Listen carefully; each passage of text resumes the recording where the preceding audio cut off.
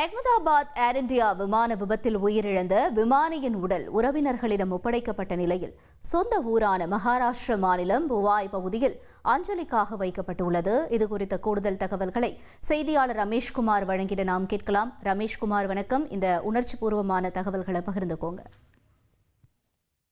கடந்த வாரம் அகமதாபாத்தில் விபத்துக்குள்ளான ஏர் இந்தியா விமானத்தில் பயணம் செய்த 242 பேரில் ஒருவரை தவிர அனைவரும் உயிரிழந்த நிலையில் அதில் பயணம் செய்த தலைமை கேப்டன் பைலட்டான சுமித் அவர்களும் இந்த கோர விபத்தில் பரிதாபமாக உயிரிழந்தார்.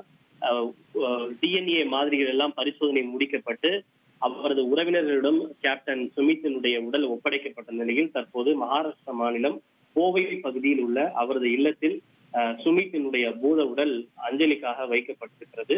அவருடைய உடலை பெற்றுக் கொண்டது அவருடைய 85 வயது தந்தை. சுமித் நீண்ட பணி அனுபவம் பெற்றவர்.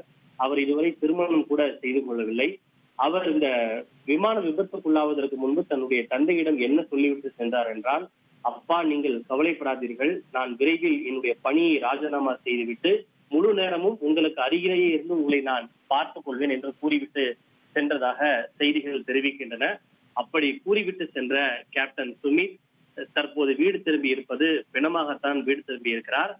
அவருடைய உடலை பார்த்த அவருடைய 85 வயது தந்தை கதறி அழுதது பார்ப்போருடைய நெஞ்சை கலங்க செய்வதாக அமைந்திருந்தது. 85 வயதில் அவரை பார்த்துக் கொள்வதற்கு கூட ஆள் இல்லாமல் நிர்கதியாக சுமித் விட்டு சென்றிருக்கிறார். இது மிகவும் உணர்வு பூர்வமான ஒரு காட்சிகள் அங்கு காணப்படுகின்றது. பொதுமக்கள், சுமித்தினுடைய நண்பர்கள், உறவினர்கள் உள்ளிட்டோர் தொடர்ந்து அவருடைய இல்லத்திற்கு மலர் வளையம் வைத்து அஞ்சலியை செலுத்தி வருகின்றனர்.